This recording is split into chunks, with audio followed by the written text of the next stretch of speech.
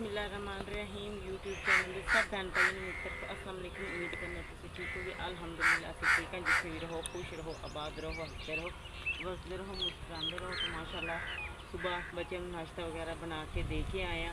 तो हूँ मैं आई हूँ बकरियों की पट्ठे लैन। तो तकरीबन 9 का टाइम हो गया। तो माशाल्लाह बड़ी प्यारी प्यारी हवा चलन दी है।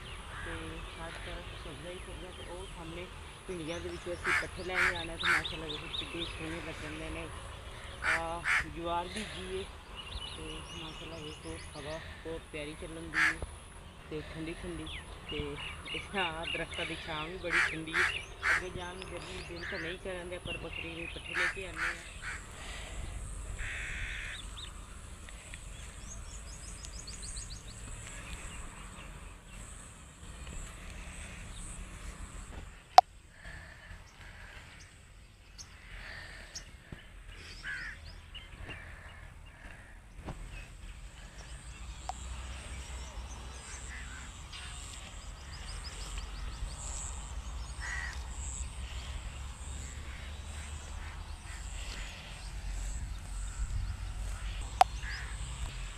माशाल्लाह पट्ठे असी लैन आ गए। तो बहुत प्यारियां भिंडियां लगियां ने। आ वेखो बहुत बहुत प्यारियां भिंडियां लगियां ने।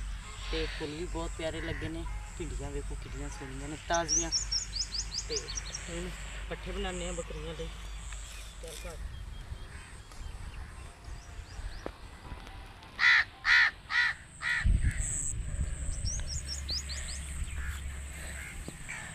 बाकी जी माशाल्लाह पट्ठे असी वढ़ने शुरू करते हैं। तो मैं क्या अपने भैन भाइयों ने ना ताज़ियां ताज़ियां सब्जियां भी खा लिया। वेखो माशाल्लाह बहुत प्यारियां भिंडियां लगियां ने। वेखो किड्डे सोहने फुल लगे ने। तो ताज़ी सब्जी का ना पिंडा थावां दे विच अपना ही मज़ा हुंदा जो पकाई दी है ना। तो बड़ी मज़ेदार बनदी है। वेखो माशाल्लाह ताज़ियां प्यारियां प्यारियां भिंडियां। तो उधर मिर्चां भी लगियां ने। तो अल्लाह ताला का नाम लेके ना हुण पट्ठे बनाने माशाल्लाह। क्योंकि बकरियां ना कल बारिश हो गई तो पट्ठे खान नहीं दियां। तो मैं ना हुण लेट इस वजह तो की कि चल ना जी त्रेल पई है ना उतर जाएगी, पर नहीं हले भी ना पट्ठे गिले ने। तो बकरी ऐसा जानवर है जी थोड़ी भी गिले पट्ठे होने ना तो नहीं खाते। आ वेखो गिले पट्ठे ने। तो अपनी तो खैर है गर्मी 5 मिनट बर्दाश्त करने। तो जानवर लिए पट्ठे बनाने अपने।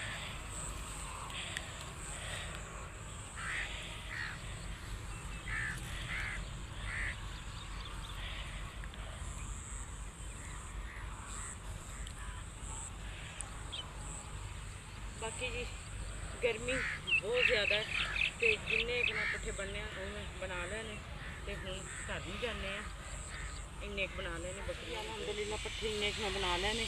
थोड़े जिन्ने बनाए ने क्योंकि तरेले ने फिर बकरियां पट्ठे नहीं खाएंगे।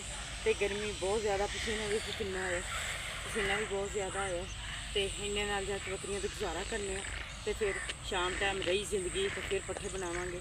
तो बाकी भैन भाइयों के अगे रिक्वेस्ट छोटी जिन्नी है कि साडे चैनल में लाइक करके सबसक्राइब करके करता करो। हो सकता है मेरे भैन भाइयों के किया होया एक सबसक्राइबर साडी जिंदगी बदल दे। क्योंकि साडे कोल जगह जुगा नहीं है।